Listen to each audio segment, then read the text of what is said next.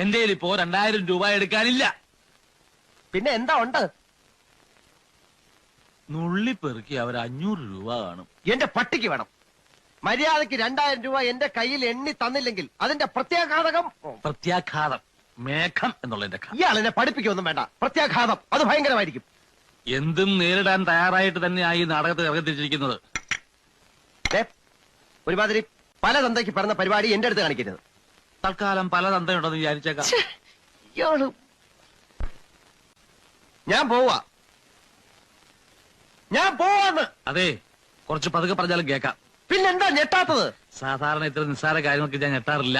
ഓഹോ, പിന്നെ ഞാൻ അങ്ങനെ വെറുതെ പോകുന്നൊന്നും വിചാരിക്കണ്ട. ഈ വിവരം മുഴുവൻ ആ മൂപ്പിലാനെ കണ്ട് ധരിപ്പിച്ചിട്ടാ ഞാൻ പോവും. ഒരു ചാൻസ് കൂടെ തരാം. 250 250 ഉറപ്പിക്കുന്നോ? രണ്ടുപേരോടും കൂടെ ചോദിക്കുന്നത്. എടോ, തനിക്ക് നാണമില്ലേടോ?